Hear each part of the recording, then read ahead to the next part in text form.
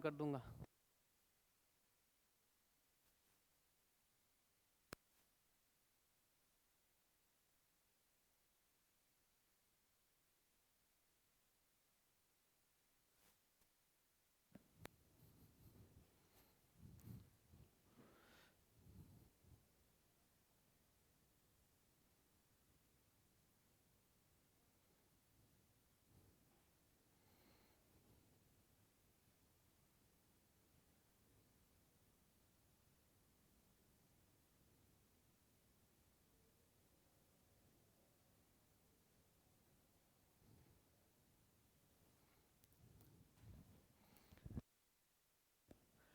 सभी मित्रों को नमस्कार, सभी साथियों को राधे राधे। एक बार फिर से आपके अपने प्रयार गुरुकुल डिफेंस एकेडमी के इस ऑनलाइन प्लेटफॉर्म पर स्वागत है। साथियों, ये class SSC GD, Delhi police व अग्निवीर व आरपीएफ जितने भी वनडे एग्जाम है उन सभी के लिए अति महत्वपूर्ण है। तो ये क्लास हमारी भारतीय राज्य व्यवस्था यानी पॉलिटिकल साइंस की क्लास है। पॉलिटिकल साइंस की ये 6 नंबर की क्लास है। यदि आप नए हो तो एक बार उन क्लासों को जरूर देख लेना।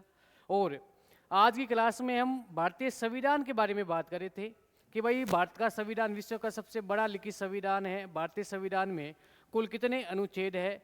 संविधान सभा के बारे में भी हमने बात की कि भारतीय संविधान का निर्माण किसने किया था, संविधान सभा ने। तो संविधान सभा तक हम पढ़ चुके हैं और हमने बात भी की थी कि भारतीय संविधान में कुल कितने अनुच्छेद है। तो भाई विश्व का सबसे बड़ा लिखित संविधान किस देश का है, भारत का है। किस देश का है, भारत का है। तो हमने बात की थी कि विश्व का सबसे बड़ा लिखित संविधान है भारत का। और भारत के संविधान में कुल कितने अनुच्छेद है, अनुच्छेद कितने हैं कुल, 395 है ना। भारत का संविधान संविधान और विश्व का सबसे बड़ा लिखित संविधान किस देश का है, भारत का। क्यों? क्योंकि भारत के संविधान में 395 क्या है, अनुच्छेद है। 395 अनुच्छेद है यानी आर्टिकल है। और गणना की दृष्टि से देखा जाए तो लगभग अभी वर्तमान में कितने, 480।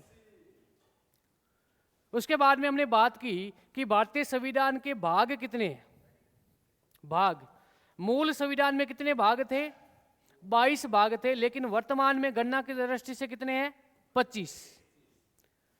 मूल संविधान में, भारतीय मूल संविधान में कुल कितनी अनुसूचियां थी,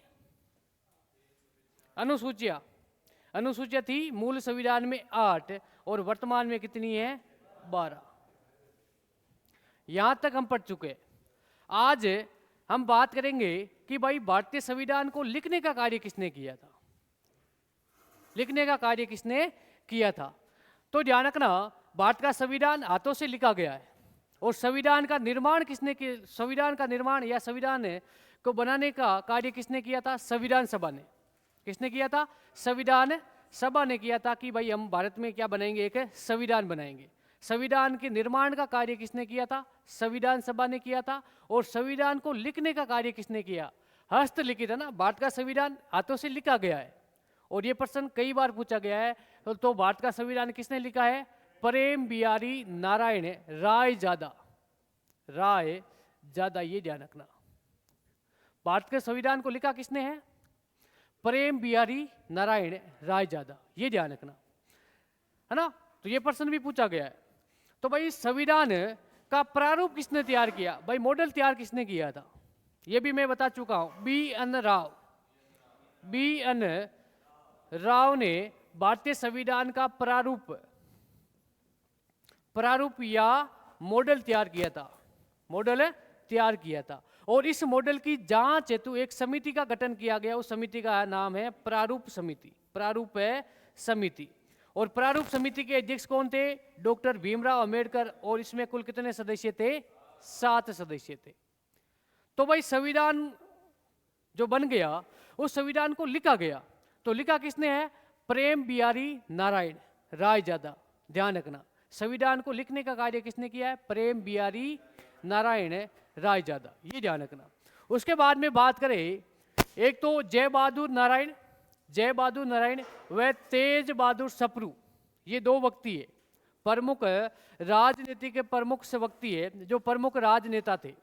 उस समय भारत के प्रमुख राजनेताओं में से एक थे जो क्रांतिकारी भी थे। एक तो राय बहादुर नारायण और एक तेज बहादुर सप्रू, ये दोनों ही संविधान सभा के क्या नहीं थे, सदस्य नहीं थे। ये ध्यान रखना, इन्होंने संविधान सभा की सदस्यता स्वीकार नहीं की थी। ये ध्यान रखना, क्योंकि ये चर्चित व्यक्ति थे। आपको पता है कि तेज बहादुर सप्रू ने 1924 में भारतीय संविधान की मांग की थी, है ना। चर्चित व्यक्ति थे और दोनों ही व्यक्ति संविधान सभा के क्या नहीं थे, सदस्य नहीं थे।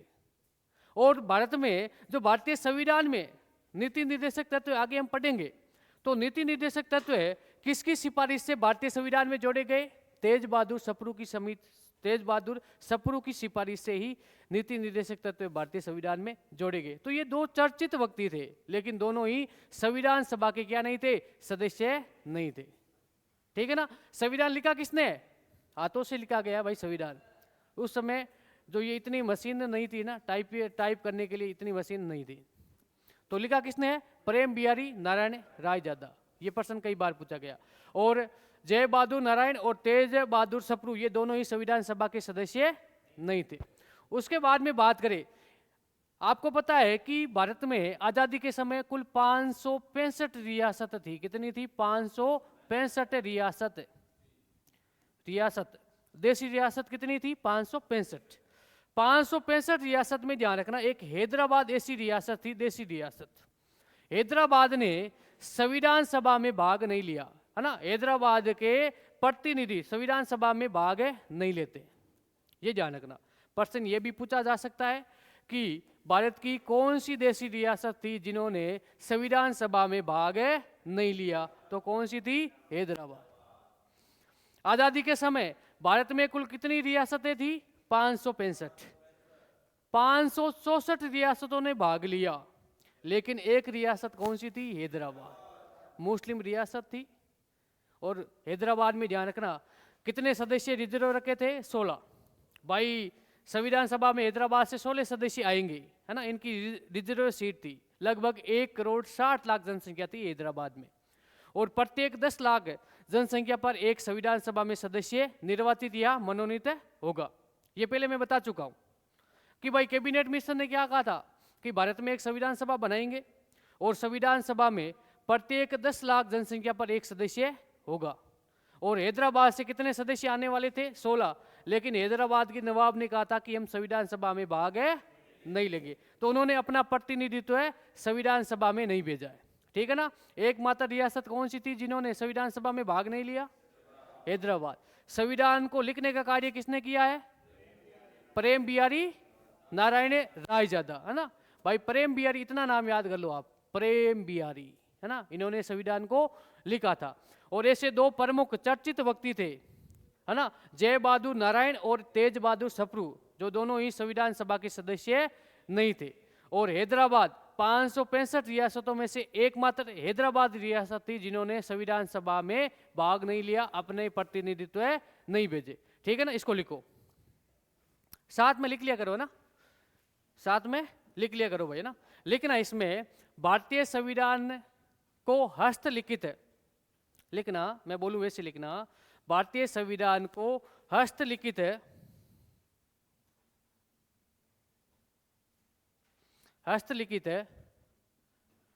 कोष्टक में लिख देना, लिखना हस्तलिखित प्रेम बिहारी नारायण रायजादा ने किया। लिखने का कार्य किसने किया है, प्रेम बिहारी नारायण रायजादा। नेक्स्ट लिखना, जय बहादुर नारायण व तेज बहादुर सप्रू संविधान सभा के सदस्य नहीं थे। इन्होंने स्वीकार नहीं किया कि हम संविधान सभा के सदस्य के रूप में उपस्थित नहीं होंगे। इन्होंने स्वीकार नहीं किया था, संविधान सभा की सदस्यता स्वीकार इन्होंने नहीं की थी, ये ध्यान रखना। उसके बाद में बात करना, नोट लगा के लिखना, नोट। क्या, थोड़ी सी स्पीड रखो ना भाई, अरे साथ में लिख लिया करो ना। कौन सा बोलूं, जय बहादुर नारायण व तेज बहादुर सप्रू संविधान सभा के सदस्य नहीं थे, संविधान सभा के सदस्य नहीं थे। और नेक्स्ट एक और लाइन लिख देना इसके नीचे, महात्मा गांधी, हाँ नोट में लिख देना, महात्मा गांधी, महात्मा गांधी व मोहम्मद अली जिन्ना, मोहम्मद अली जिन्ना, अली जिन्ना, जिन्ना संविधान सभा के सदस्य नहीं थे, संविधान सभा के सदस्य नहीं थे। ठीक है ना भाई, चार व्यक्तियों के मैंने नाम बताइए।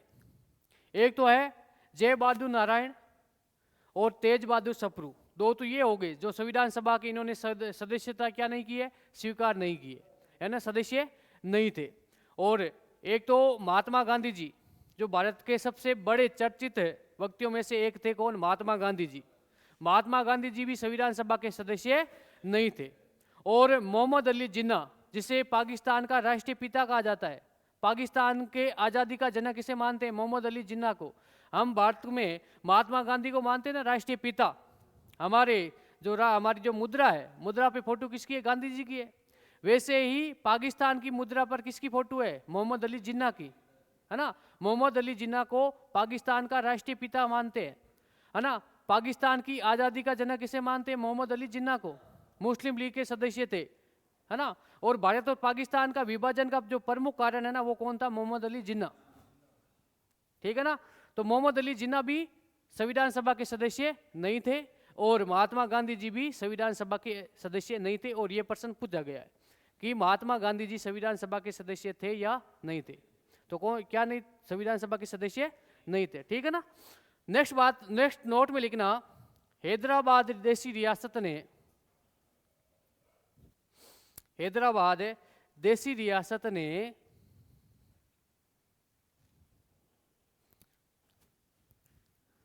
अपना एक भी प्रतिनिधित्व, हैदराबाद देसी रियासत ने अपना एक भी प्रतिनिधित्व संविधान सभा में नहीं भेजा। हैदराबाद देसी रियासत ने अपना एक भी प्रतिनिधित्व, एक भी प्रतिनिधित्व संविधान सभा में नहीं भेजा। ठीक है ना। नेक्स्ट लिखना, आजादी के समय, आजादी के समय भारत में कुल 565 रियासतें थी, कुल 565 रियासतें थी।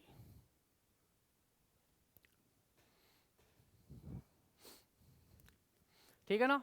अब नेक्स्ट हेडिंग डालना, नेक्स्ट हेडिंग डालना, संविधान सभा की प्रमुख समितियां,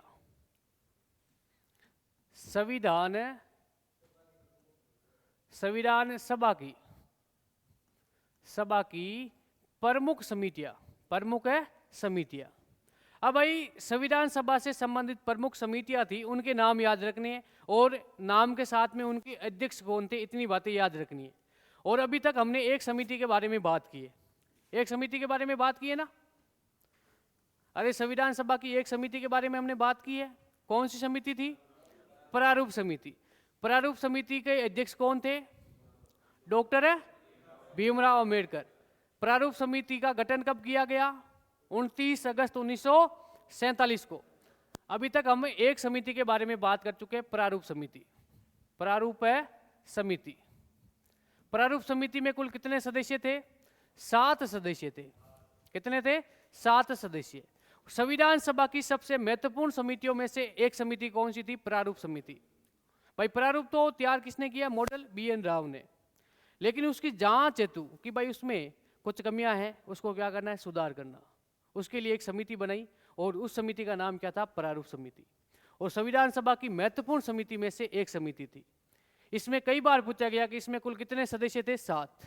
अध्यक्ष कौन थे, doctor BR Ambedkar, doctor BR Ambedkar यानी भीमराव अम्बेडकर।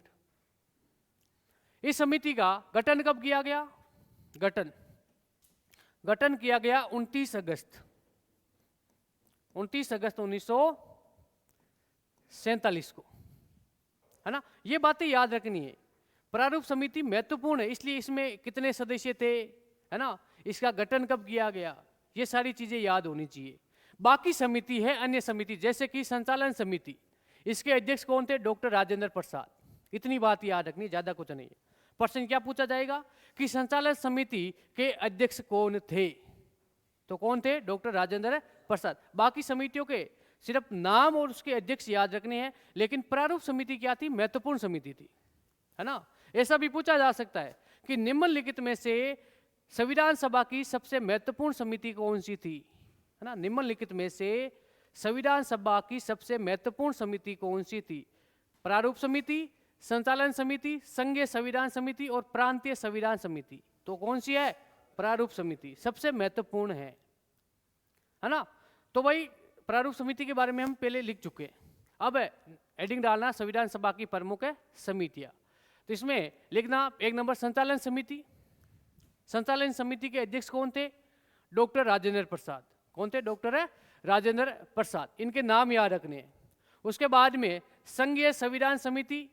संघीय संविधान समिति के अध्यक्ष थे पंडित जवाहरलाल नेहरू। पंडित जवाहरलाल नेहरू जी थे, ये ध्यान रखना। संचालन समिति के राजेंद्र प्रसाद और संघीय संविधान समिति के कौन थे, अध्यक्ष पंडित जवाहरलाल नेहरू। नेक्स्ट समिति के बारे में बात करें, भाई वेरी वेरी इंपॉर्टेंट है, ध्यान रखना। कुल 18 समितियां थी, उसमें से जो महत्वपूर्ण समिति है उनके नाम आपको याद है रखने हैं। नेक्स्ट बात करें प्रांतीय संविधान समिति, इसके अध्यक्ष थे सरदार वल्लभ भाई पटेल। कौन थे, सरदार वल्लभ भाई पटेल। नेक्स्ट बात करें राष्ट्रीय ध्वज, है ना, तदर्थ समिति। राष्ट्रीय ध्वज तदर्थ समिति के अध्यक्ष कौन थे, डॉक्टर राजेंद्र प्रसाद। नेक्स्ट बात करें मौलिक अधिकार व अल्पसंख्यक संबंधित परामर्श समिति, है ना। मौलिक अधिकार, मौलिक अधिकार से संबंधित 2 समितियां हैं। एक समिति जो मौलिक अधिकार समिति है उसके तो अध्यक्ष है सरदार वल्लभ भाई पटेल, और दूसरी है मौलिक अधिकार उप समिति। उप समिति के अध्यक्ष कौन है, एस.सी. मुखर्जी। ठीक है ना। ये संविधान सभा की प्रमुख समितियां थी, है ना। इस क्लास में याद करने हैं, मेरे साथ में बोलोगे तो याद हो जाएंगे। पहले इसको लिखो, मैं इसको याद कराऊंगा ना।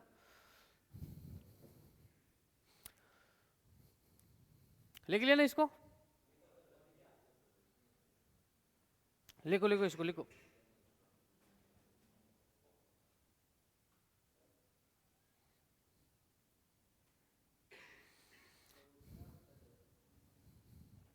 यहां आ जा तो कौन आएगा, ठीक है ना भाई। अब समझना, संविधान सभा से संबंधित महत्वपूर्ण समितियों के बारे में बात करें। सबसे महत्वपूर्ण समिति कौन सी है, प्रारूप समिति। कौन सी है, प्रारूप समिति है।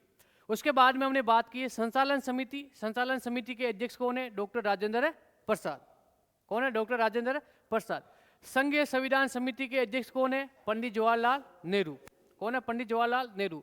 प्रांतीय संविधान समिति, प्रांतीय संविधान समिति के अध्यक्ष कौन है, सरदार वल्लभ भाई पटेल।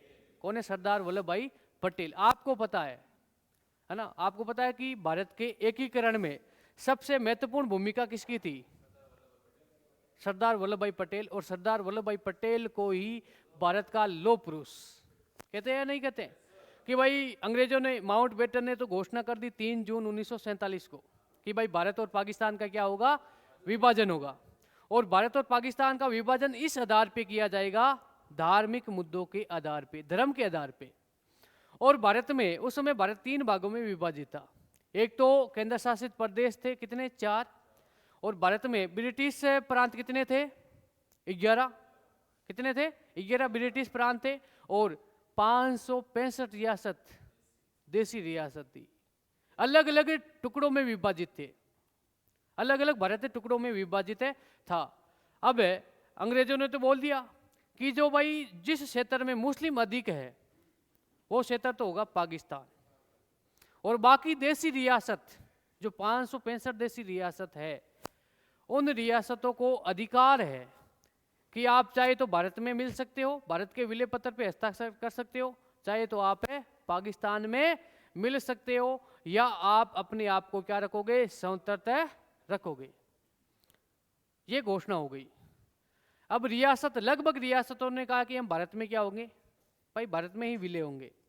लेकिन भारत की 4 रियासत ऐसी थी, है ना, एक तो हैदराबाद, एक जूनागढ़ और एक जम्मू कश्मीर, सॉरी 3 रियासत ऐसी थी।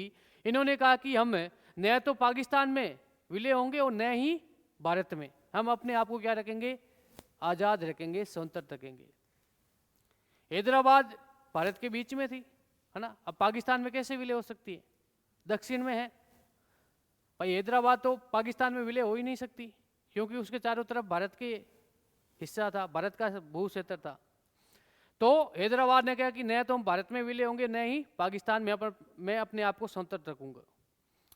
तब पंडित सरदार वल्लभ भाई पटेल ने वहां पर सैन्य, है ना, भारत की सेना भेज करके हैदराबाद को भारत में विलय कर दिया।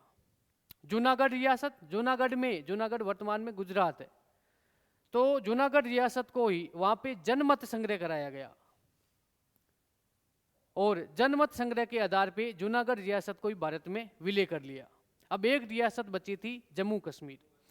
जम्मू कश्मीर में क्या सिस्टम था, जनता तो ज्यादा मुस्लिम थी, लेकिन शासक कौन था, हिंदू, हरि सिंह, है ना, हिंदू शासक था। अब हरि सिंह ने कहा कि मैं न तो भारत में विलय करूंगा और न ही पाकिस्तान में। अब जनता चाहती थी लगभग कि हम पाकिस्तान में विलय करेंगे, पाकिस्तान में शामिल होंगे, लेकिन शासक कौन था, हरि सिंह जो हिंदू था। अब हरि सिंह को लगा कि यदि पाकिस्तान में जम्मू कश्मीर रियासत को मैं विलय कर दूंगा तो मेरा वर्चस्व क्या हो जाएगा, खत्म हो जाएगा। और यदि हरि सिंह ने कहा कि मैं भारत में ही विलय पत्र पे हस्ताक्षर कर दूंगा तो जनता नाराज हो जाएगी मेरे से। फिर क्या हुआ कि पाकिस्तान आजाद हो गया, लेकिन पाकिस्तान को लगा कि भाई मुस्लिम इलाका है और धर्म के आधार पे जम्मू कश्मीर किसका भाग होना चाहिए, पाकिस्तान का। तो घुसपैठ, है ना, पाकिस्तानी सेना आ गई और लगभग पीओके, आप नाम सुनते हो ना, पीओके, पाक अधिकृत कश्मीर। उस समय सेना ने, पाकिस्तानी सेना ने क्या कर लिया, लगभग जम्मू कश्मीर के 50% भूभाग पे अधिकार कर लिया। अब हरि सिंह को लगा कि अब भाई ये तो मामला गड़बड़ है ना। हरि सिंह भागा कहाँ पे, दिल्ली। अब दिल्ली में उस समय उपस्थित था पंडित जवाहरलाल नेहरू, सरदार वल्लभ भाई पटेल और भारत का वाइस राय माउंटबेटन। सरदार वल्लभ भाई पटेल को आकर के, सॉरी, पंडित जवाहरलाल नेहरू उस समय भारत के प्रधानमंत्री थे, उनको कहा कि भाई हमारी सहायता करो। किसने कहा था, हरि सिंह ने, कि पाकिस्तान सेना हम पे क्या करी है, अटैक करी है। तो पंडित जवाहरलाल नेहरू ने कहा कि हम आपकी सहायता करेंगे, लेकिन उस समय हमारे गृह मंत्री कौन थे, सरदार वल्लभ भाई पटेल। पटेल जी ने कहा कि नहीं, आप भी एक अलग देश हो, हम भी एक अलग देश है, और ये एक अंतर्राष्ट्रीय मामला है, तो हम आपकी सहायता नहीं करेंगे। अब हरि सिंह को लगा कि ऐसा तो जम्मू कश्मीर पे पाकिस्तान, पूरा पाकिस्तान, है ना, पाकिस्तानी सेना क्या कर लेगी, अधिकार कर लेगी। तो सरदार वल्लभ भाई पटेल ने कहा कि एक शर्त पे हम आपकी सहायता करेंगे, एक शर्त। वो शर्त क्या है, आप जम्मू कश्मीर जो है ना, ये रियासत, इसका विलय भारत में कर दो और विलय पत्र पे क्या करो, आप हस्ताक्षर कर दो। अब हरि सिंह को लगा कि भाई आज मैं इस विलय पत्र पे हस्ताक्षर नहीं करूंगा तो जम्मू कश्मीर पे किसका अधिकार हो जाएगा, पाकिस्तान का। और पंडित जवाहरलाल नेहरू ने कहा था कि भाई हम आपको क्या देंगे, एक विशेष राज्य का दर्जा देंगे। धारा 370 35A उस समय दे दी गई, है ना। और फिर हस्ताक्षर हो गए, जम्मू कश्मीर भारत में विलय हो गई और भारत की सेना गई और 5 मिनट का काम था, जम्मू कश्मीर से पाकिस्तानी सेना को खदेड़ के फेंक दिया। लेकिन जो पीओके क्षेत्र है, विवादित क्षेत्र, जो भारत का वास्तविक देखा जाए तो भारत का ही क्षेत्र है, जम्मू कश्मीर का भाग था, तो उस पर पाकिस्तानी सेना ने क्या कर लिए थे, अधिकार कर लिया था, ठीक है ना। तो ये प्रमुख समितियां थी, है ना। तो इसमें ध्यान रखना, प्रांतीय संविधान समिति, प्रांत का मतलब क्या है, रियासत, है ना। इन भाई प्रांतों को, इसकी देखरेख कौन करेगा, सरदार वल्लभ भाई पटेल करेंगे। उसके बाद में जो हमारा राष्ट्रीय ध्वज है, तिरंगा, है ना, उससे संबंधित, है ना, कि भाई राष्ट्रीय ध्वज जो तिरंगा है, इसको 22 जुलाई 1947 को राष्ट्रीय ध्वज घोषित किया गया, है ना। तो उसके लिए एक समिति बनाई गई, जो राष्ट्रीय ध्वज है तदर्थ समिति, उसके अध्यक्ष कौन थे? डॉक्टर राजेंद्र प्रसाद, जो भारत के प्रथम राष्ट्रपति थे। नेक्स्ट बात करें मौलिक अधिकार, है ना। मौलिक अधिकारों से संबंधित दो समितियां हैं, मौलिक अधिकार व अल्पसंख्यक संबंधित परामर्श समिति। अल्पसंख्यक का मतलब है कि एक तो भारत में सर्वाधिक संख्या किसकी है? हिंदू धर्म की। अब जो कम धर्म के जो है ना नागरिक, उससे कहते हैं अल्पसंख्यक, है ना। जो अल्पसंख्यक है भाई, पास सारे मुस्लिम तो भारत छोड़ के नहीं गए, कुछ मुस्लिम भारत में ही रहे, है ना, वो हो गए अल्पसंख्यक। उनसे संबंधित भाई उनकी देख रेख करेंगे, उनको मौलिक अधिकार देंगे। उनसे संबंधित एक समिति बनाई, उसके अध्यक्ष कौन थे? सरदार वल्लभ भाई पटेल। और एक समिति थी मौलिक अधिकार उप समिति, इसके अध्यक्ष कौन थे? एस.सी. मुखर्जी। ठीक है ना। ये प्रमुख समितियां थी। एक प्रारूप, 2, 3, 4, 5, 6 और 7 समितियों को आपको नाम याद रखने हैं और इनके अध्यक्ष याद करने हैं। नेक्स्ट बात करें भाई, भारत आज़ाद हो गया और आज़ाद होने के बाद में स्वतंत्र भारत का पहला मंत्रिमंडल, है ना। आज़ादी के बाद में भारत में लोकतंत्र स्थापित हो गया। आपको पता है भारत में क्या हो गया? लोकतंत्र स्थापित हो गया। और स्वतंत्र भारत का पहला मंत्रिमंडल, जो अंतरिम सरकार है, अंतरिम सरकार का मंत्रिमंडल है, इसमें ध्यान रखना। विशेषकर मैं व्यक्तियों के नाम बताऊंगा, उन व्यक्तियों के विभाग आपको याद रखने। कई बार प्रश्न पूछा गया कि भारत के पहले विदेश मंत्री कौन थे, भारत के पहले शिक्षा मंत्री कौन थे, कई बार प्रश्न पूछा गया है। तो ध्यान रखना, एक नंबर पे आपको याद रखने हैं पंडित जवाहरलाल नेहरू। पंडित जवाहरलाल नेहरू के पास में क्या विभाग थे? कौन से विभाग थे? एक तो प्रधानमंत्री थे। भारत के पहले प्रधानमंत्री कौन थे? पंडित जवाहरलाल नेहरू। उसके बाद में राष्ट्रमंडल, है ना, राष्ट्रीय खेल मंडल, है ना, राष्ट्रमंडल, वो विभाग किसके पास में था? सरदार वल्लभ भाई पटेल। यानी खेल मंत्री भी कौन थे? पंडित जवाहरलाल नेहरू थे। उसके बाद में विदेशी, है ना, विदेश मंत्रालय, विदेश मंत्रालय है ना, विदेश मंत्री, भारत के पहले विदेश मंत्री कौन थे? पंडित जवाहरलाल नेहरू। भारतीय विदेश नीति के जनक कौन थे? पंडित जवाहरलाल नेहरू। ये ध्यान रखना। जो भारत का जो खेल है ना, राष्ट्रमंडल खेल, इस खेल मंडल, है ना, एशियाई खेल मंडल का जनक किसे कहते हैं? एशियाई खेल मंडल का जनक भी कौन है? पंडित जवाहरलाल नेहरू। ठीक है ना। उसके बाद में वैज्ञानिक, है ना, वैज्ञानिक शोध मंत्रालय भी किसके अधीन था? पंडित जवाहरलाल नेहरू। अब इसमें दो चीजें याद रखनी है। एक तो विदेश मंत्री भारत के पहले कौन थे? पंडित जवाहरलाल नेहरू थे। भारत के पहले प्रधानमंत्री कौन थे? पंडित जवाहरलाल नेहरू। दो विभाग तो आपको याद रखने हैं। एक तो प्रथम प्रधानमंत्री पंडित जवाहरलाल नेहरू, भारत के प्रथम विदेश मंत्री पंडित जवाहरलाल नेहरू। आगे इसके बारे में बात करेंगे। भारत के प्रमुख प्रधानमंत्रियों की सूची हम पढ़ेंगे, उसमें और बातें करेंगे। और ध्यान रखना, तो इतने विभाग आपको याद रखने हैं। उसके बाद में 2 नंबर सरदार वल्लभ भाई पटेल, वेरी वेरी इंपॉर्टेंट, गृह मंत्री। भारत के पहले गृह मंत्री कौन थे? सरदार वल्लभ भाई पटेल। राज्य मामले व सूचना प्रसारण मंत्रालय किसके अधीन था? सरदार वल्लभ भाई पटेल। अब इसमें एक विभाग तो आपको याद रखना है, गृह मंत्री। नेक्स्ट बात करें राजेंद्र प्रसाद, है ना। राजेंद्र प्रसाद भारत के राष्ट्रपति कब बने थे? भाई राजेंद्र प्रसाद भारत के प्रथम राष्ट्रपति थे, सबको पता है ना। संविधान सभा के अध्यक्ष भी थे या नहीं? संविधान सभा के अध्यक्ष कौन थे? डॉक्टर राजेंद्र प्रसाद। भारत के पहले राष्ट्रपति कौन थे? डॉक्टर राजेंद्र प्रसाद। अब मैं ये प्रश्न पूछ रहा हूं कि डॉक्टर राजेंद्र प्रसाद भारत के प्रथम राष्ट्रपति कब निर्वाचित हुए? निर्वाचित, ये बताओ मुझे। और शपथ कब ली?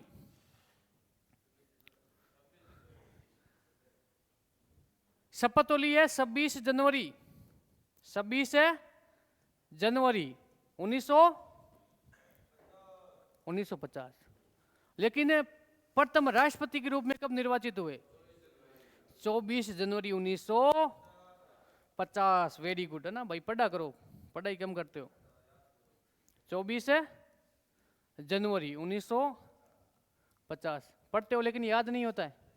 ऐसा तो हो ही नहीं सकता है, हैं भाई। इस उम्र में ही याद नहीं हो रहा है। पढ़ने की उम्र ये है ना। सबसे मजबूत स्थिति अभी है आपकी। अभी आप या तो पढ़ते नहीं हो, और पढ़ते हो तो पढ़ते समय आपका मन, है ना, दिमाग यहाँ नहीं रहता है। एक ही कारण है।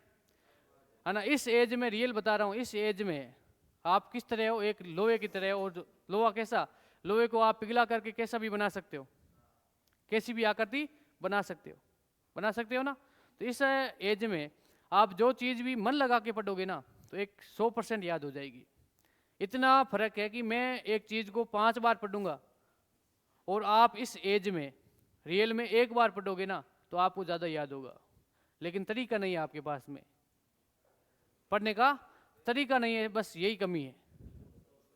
तरीका मैं बता रहा हूँ ना कि भाई चीज़ों को समझो, और जो चीज़ आपको समझ में नहीं आ रही है, सब चीज़ें भाई नहीं समझी जाती है ना। तो चीज़ों को क्या करोगे, बार बार पढ़ोगे तो चीज़ें क्या हो जाएगी, स्थायी हो जाएगी, है ना। और भाई कोई चीज़ समझ में नहीं आ रही तो यूट्यूब पे क्लास है, उसको देख लो आप आराम से, फुल स्पीड में मत देखो। और कुछ चीज़ें समझ में नहीं आ रही है, जैसे कि मुझे जल्दी देखना है तो 2 की स्पीड में देख लो, है ना। यही तरीका, और कुछ नहीं है। नेक्स्ट बात करें, राजेंद्र प्रसाद खाद्य एवं कृषि मंत्री थे। खाद्य एवं कृषि मंत्री कौन थे, राजेंद्र प्रसाद। मौलाना अब्दुल कलाम आजाद भारत के प्रथम शिक्षा मंत्री थे। भारत के पहले शिक्षा मंत्री कौन थे, मौलाना Abdul Kalam Azad. Very very important लगा देना भाई। जॉन मंथई रेल एवं परिवहन मंत्री, रेल एवं परिवहन मंत्री पहले कौन थे, जॉन मंथई, है ना। जॉन मंथई कौन है, आंग्ल भारतीय। संविधान सभा में आंग्ल भारतीय कौन था, जॉन मंथई था, ये ध्यान रखना। और भारतीय संविधान सभा में आंग्ल भारतीयों का प्रतिनिधित्व किसने किया था, जॉन मंथई ने किया था। ये विदेशी नहीं है, ये आंग्ल भारतीय है। आंग्ल भारतीय समझते हो ना, आधा नहीं पूरा, है ना।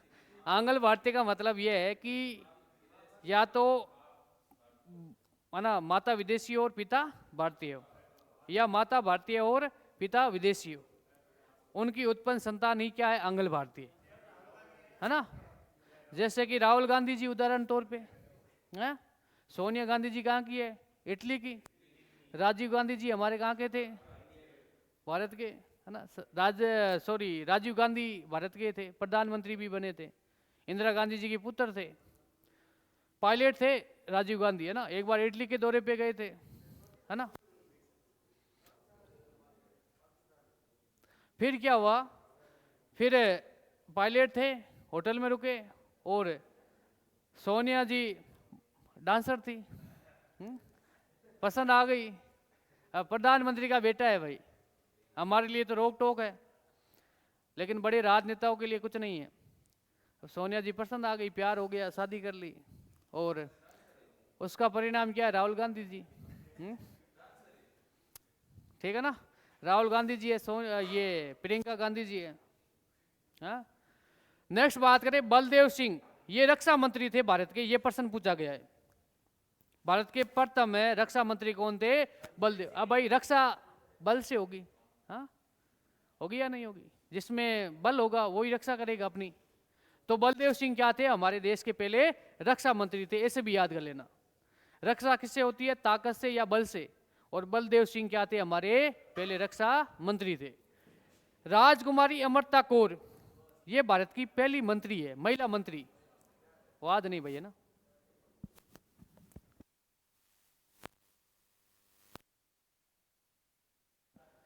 भारत की प्रथम महिला मंत्री कौन थी, राजकुमारी अमृता कौर, जो स्वास्थ्य मंत्री थी। भाई महिला ही ध्यान रखती है ज्यादा साफ सफाई की, है ना। तो स्वास्थ्य मंत्री भारत की पहली कौन थी, राजकुमारी अमृता कौर। और ये भारत की प्रथम महिला मंत्री है, प्रथम महिला मंत्री, ये ध्यान रखना, महिला मंत्री थी, महिला मंत्री, ये ध्यान रखना, ठीक है ना। उसके बाद में जगजीवन राम, है ना। जगजीवन राम जी क्या थे, श्रम मंत्री, क्या थे, श्रम मंत्री थे। नेक्स्ट बात करें, B.R. अम्बेडकर, जो विधि मंत्री या कानून मंत्री थे, कानून मंत्री। भारत के प्रथम कानून मंत्री कौन थे, डॉक्टर भीमराव अम्बेडकर, ठीक है ना। ये आपको मंत्रिमंडल याद रखना है। पहले भारत के प्रधानमंत्री पंडित जवाहरलाल नेहरू, है ना, विदेश मंत्री पंडित जवाहरलाल नेहरू। उसके बाद में सरदार वल्लभ भाई पटेल क्या थे, गृह मंत्री थे, है ना, राज्य मामले व सूचना प्रसारण मंत्री थे। उसके बाद में राजेंद्र प्रसाद जी, है ना, ज़्यादा खाना खाते थे, खाद्य एवं कृषि मंत्री है है ना। और भारत के पहले राष्ट्रपति भी कौन थे? डॉक्टर राजेंद्र प्रसाद। इसके बारे में पहले मैं लिखा चुका हूँ। मौलाना अब्दुल कलाम शिक्षा मंत्री, भारत के पहले शिक्षा मंत्री कौन थे? है ना, मौलाना अब्दुल कलाम आजाद जी थे। उसके बाद में जॉन मंथई, है ना, जॉन मंथई क्या थे? रेल एवं परिवहन मंत्री। भाई रेल में खींचने में, है ना, रेल के जो डब्बे ज़्यादा होते हैं ना, तो इंजन को खींचने में क्या आती है? जोर आता है या नहीं होता है? तो जॉन मंथई क्या है? परिवहन मंत्री और रेल मंत्री। ऐसे भी याद कर लो आप। नेक्स्ट, रक्षा कैसे होती है? बल से, है ना। तो बलदेव सिंह क्या थे? हमारे पहले रक्षा मंत्री थे। उसके बाद में राजकुमारी अमृता कौर पहली महिला मंत्री है। और ध्यान रखना, घर की साफ सफाई, भाई बीमारी कब फैलती है? जब साफ सफाई नहीं रहती तब बीमारी फैलती है। तो स्वस्थ रहने के लिए साफ सफाई जरूरी है ना। तो साफ सफाई ज्यादा कौन रखती है? महिला ही रख सकती है? तो राजकुमारी अमृता कौर पहली क्या है? हमारी स्वास्थ्य मंत्री और प्रथम भारत की महिला मंत्री है।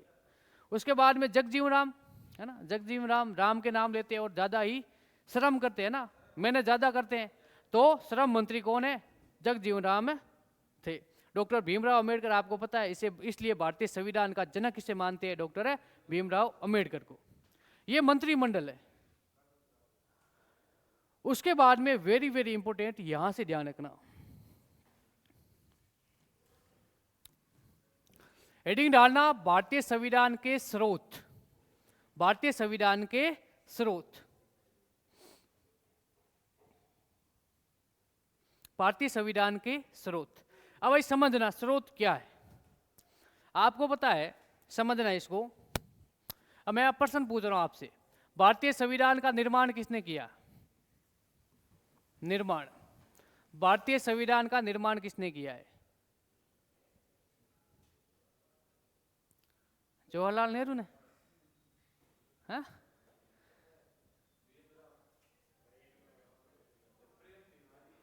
वो तो लिखा है भाई, वो तो संविधान लिखा है, लेकिन संविधान का निर्माण किसने किया है? अरे संविधान सभा ने किया है ना। संविधान का निर्माण किसने किया है? संविधान सभा। और संविधान सभा में कुल सदस्य कितने थे? संविधान सभा में सदस्य थे भाई, निर्माण किया है संविधान सभा ने।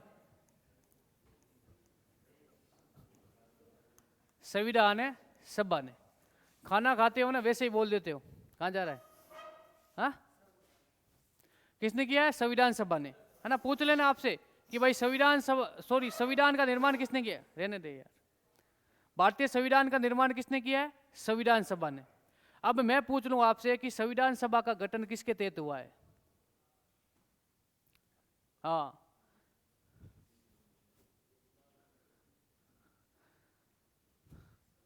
संविधान सभा का गठन किसके तहत हुआ है? अरे कैबिनेट मिशन, कैबिनेट मिशन के तहत 1946 में 3 सदस्यों का एक कैबिनेट मिशन, जो एक समिति थी, भारत आई और उसने कहा था कि भारत में एक संविधान सभा होगी। और संविधान सभा में कुल सदस्य कितने होंगे? 379। हाँ, और 379 सदस्य, प्रत्येक 10 लाख जनसंख्या पे एक सदस्य होगा संविधान सभा में। और संविधान सभा ने ही भारतीय संविधान का निर्माण किया है। अब इसमें सोचने की क्या आवश्यकता है? थोड़ा दिमाग है ना, ये भगवान ने आपको ये दिमाग दिया ना, ये सोचने के लिए दिया है। ऐसा नहीं है कि घास फूस की तरह खाना खाया और नींद ली, ऐसा नहीं है। चीजों को भाई समझो, समझ नहीं आ रहा है तो पूछो। अब मैंने एकदम इजी क्वेश्चन पूछा है कि भारतीय संविधान का निर्माण किसने किया है? संविधान सभा ने किया है। इसलिए हमारा संविधान क्या है? लिखित संविधान है। अब मैंने पूछ लिया कि संविधान सभा का गठन किसके तहत हुआ है? कैबिनेट मिशन के तहत हुआ है। हाँ? है ना, कड़ी से कड़ी जोड़ के पढ़ोगे ना तो चीजें याद हो जाएगी। अब संविधान सभा में सदस्य 379 थे। इन सदस्यों का कार्य क्या था? कि भाई संविधान का निर्माण करना। अपने अपने क्षेत्र से वो क्या करेंगे? प्रतिनिधित्व करेंगे और अपने क्षेत्र के अनुसार ही क्या होगा? संविधान होगा। अब आपको पता है कि भारतीय संविधान में सभी समान है। देश का प्रथम नागरिक, राष्ट्रपति और आम नागरिक सभी समान है ना। तो सभी को, है ना, सभी को समानता का अधिकार देते हुए हमारे संविधान का निर्माण किया गया। ऐसा ना हो कि किसी के साथ में भेदभाव हो।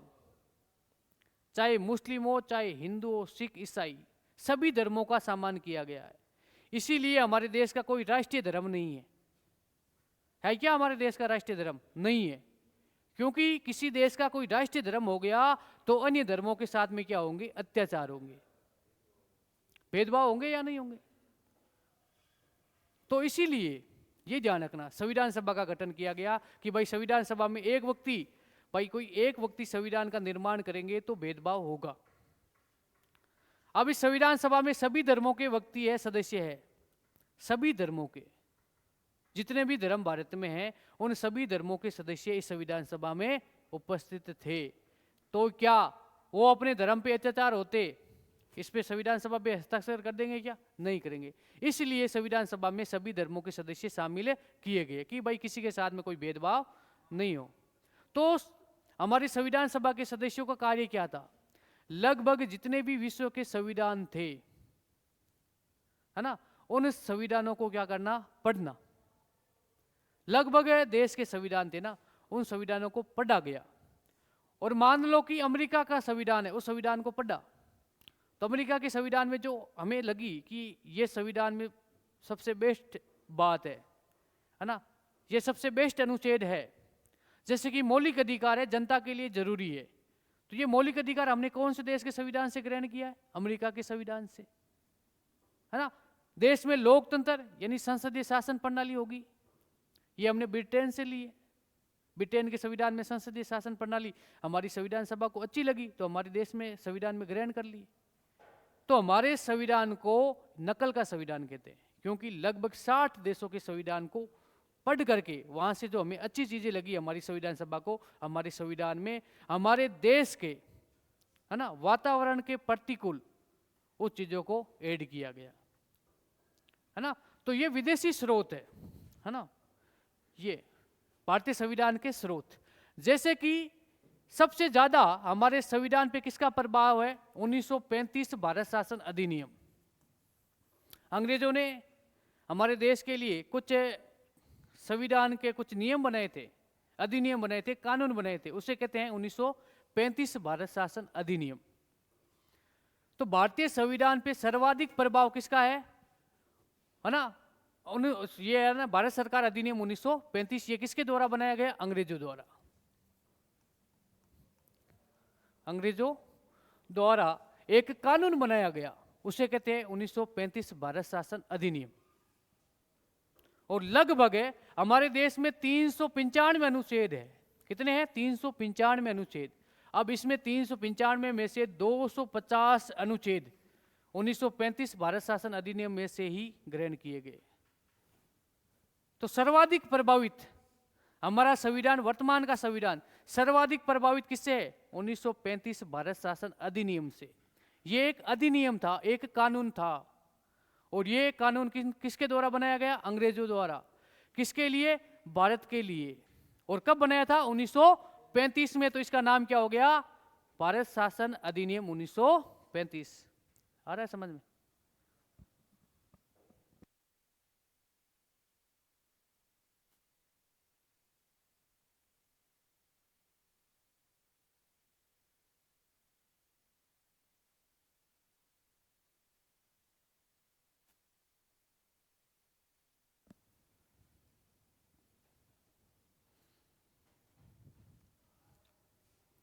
नहीं पता है?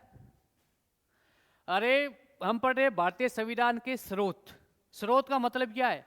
हमने भारतीय संविधान में, आपको पता है कि अनुच्छेद कितने हैं भाई? 395 अनुच्छेद है, 22 भाग थे और 8 अनुसूचियां थी, है ना। ये हमारे संविधान में लिखे गए। और हमारी संविधान सभा ने लगभग विश्व के सभी देशों के संविधान को पढ़ा है, और उन संविधानों में हमें जो अच्छी चीज मिली है ना, उनको लगी कि ये बातें भाई हमारे संविधान के लिए बेस्ट है, अच्छी है, तो उनको हमारे संविधान में जोड़ दिया गया।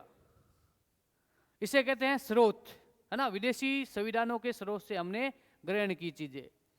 तो 1935 जो भारत शासन अधिनियम था, अंग्रेजों ने भारत देश के लिए एक अधिनियम बनाया, एक कानून बनाया। क्या बनाया था? कानून बनाया था, उसे कहते हैं अधिनियम। और वो अधिनियम लागू कब हुआ था? 1935 में। तो उस अधिनियम का नाम क्या हो गया? भारत सरकार अधिनियम 1935।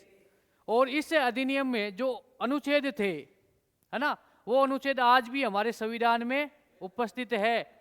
लगभग 395 में से 250 अनुच्छेद 1935 भारत शासन अधिनियम से ही हमारे संविधान में ग्रहण किए गए। ठीक है ना। और लगभग 80% हमारा संविधान आज का किससे प्रभावित है?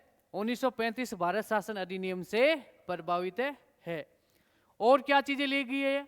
एक तो 250 अनुच्छेद ऐसे के ऐसे आज भी हमारे संविधान में जोड़े गए। यूपीएससी, संघ लोक सेवा आयोग, संघ लोक सेवा आयोग,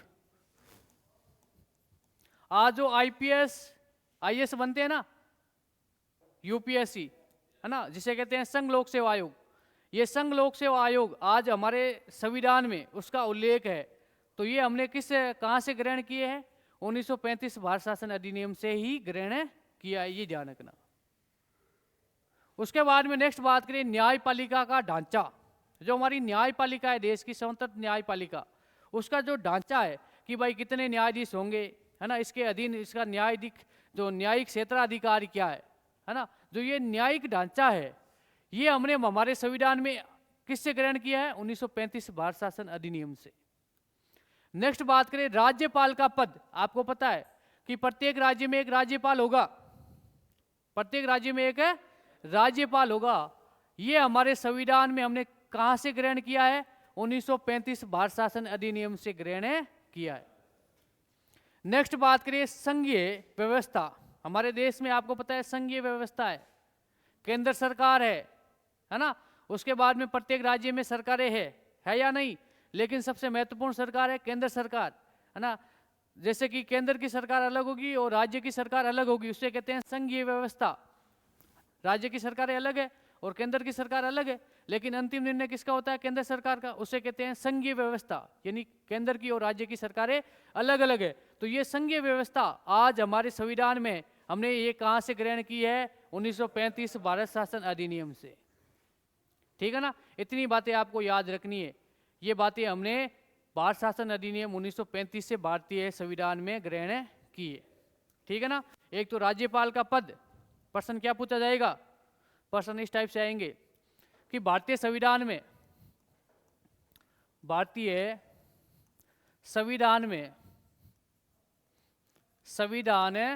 में राज्यपाल का पद, राज्यपाल का पद कहां से ग्रहण किए है ना, कहां से लिया गया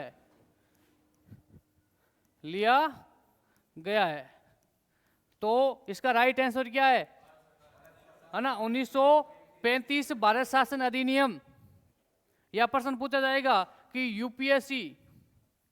यूपीएससी संघ लोक सेवा आयोग, है ना, संघ लोक सेवा आयोग वर्तमान में संविधान में कहां से ग्रहण की गई है? तो भारत शासन अधिनियम 1935। संघीय व्यवस्था यानी केंद्र और राज्य की सरकारें अलग अलग होगी, ये व्यवस्था हमारे संविधान में हमने कहां से ग्रहण की है? और न्यायपालिका का ढांचा, ये भी हमने कहां से ग्रहण किया है? और भारत का संविधान सर्वाधिक प्रभावित किससे? 1935 भारत शासन अधिनियम से। क्यों? क्योंकि 395 अनुच्छेद में से लगभग 250 अनुच्छेद वैसे के वैसे उतार लिए गए। ठीक है ना। ये बातें समझ में आ गई ना भाई? तो लिखो, लिखना भारत सरकार अधिनियम 1935।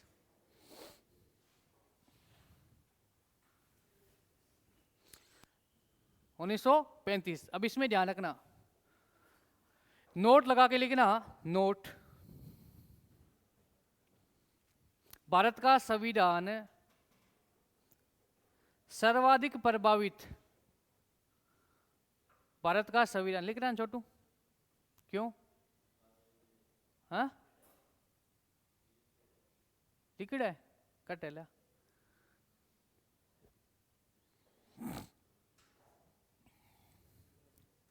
लिखना, नोट में लिखना, भारत का संविधान सर्वाधिक प्रभावित है 1935 भारत शासन अधिनियम से।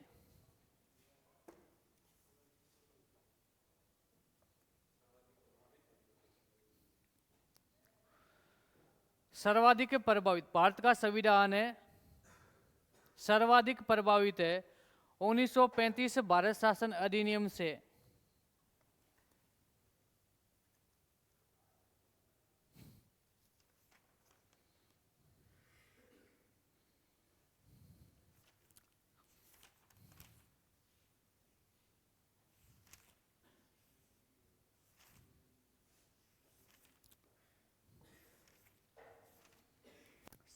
लिखे सभी विदेशी स्रोत लिखे हुए ना, वेरी गुड। नेक्स्ट लिखना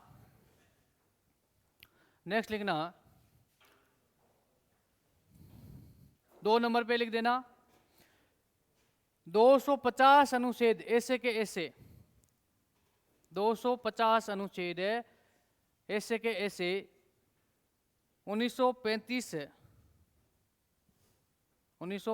है भारत शासन अधिनियम से लिए गए।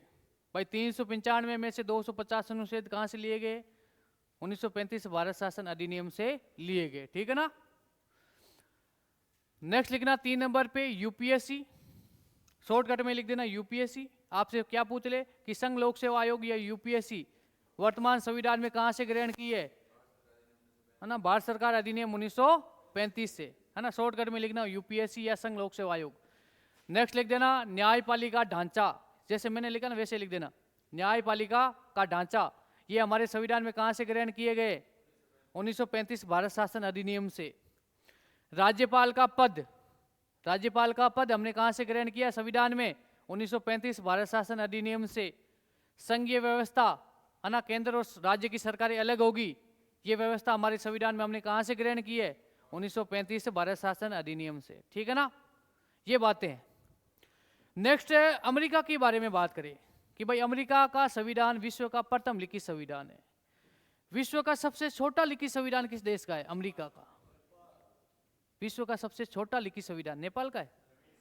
अमेरिका का है, क्योंकि अमेरिका के संविधान में कुल 7 ही अनुच्छेद है। लगभग हमारे देश में अभी तक कितने संशोधन हो चुके हैं? लगभग 111 के आसपास संशोधन हो चुके हैं। लेकिन अमेरिका का संविधान विश्व का सबसे प्राचीनतम लिखित संविधान है। अमेरिका के संविधान में अभी तक 27 बार ही संशोधन हुआ है, ध्यान रखना। कितनी बार? 27 बार। पुराना है फिर भी 27 बार ही संशोधन हुआ है। तो अमेरिका के संविधान को भी हमारी संविधान सभा ने पढ़ा, है ना, और पढ़ करके वहां से जो हमें अच्छी चीजें लगी हमारे संविधान सभा को, तो उस संविधान से हमारे संविधान में वो चीजें ग्रहण कर ली। तो अमेरिका से हमने सबसे पहले क्या लिया था? मौलिक अधिकार। हमारे संविधान में मौलिक अधिकार है, आपको पता है। अभी वर्तमान में कितने मौलिक अधिकार है? 6, लेकिन मूल संविधान में कितने थे? 7। तो ये मौलिक अधिकार है ना, ये हमने कौन से देश के संविधान से ग्रहण किए? अमेरिका के संविधान से ग्रहण किया है, ये ध्यान रखना। प्रस्तावना का मॉडल, जो हमारे देश की प्रस्तावना, हम भारत के लोग, भारत को जो ये प्रस्तावना है ना, ये प्रस्तावना का मॉडल है। ये प्रस्तावना का मॉडल है किस देश के संविधान से हमने ग्रहण किया है? अमेरिका, ये ध्यान रखना। एक तो मौलिक अधिकार, प्रस्तावना का मॉडल। प्रश्न क्या पूछा जाएगा? भारतीय संविधान में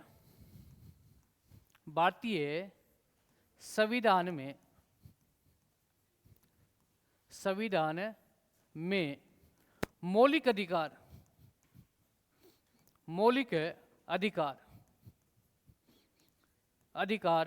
किस देश के संविधान से ग्रहण किए? मौलिक अधिकार है किस देश के संविधान से ग्रहण किए गए?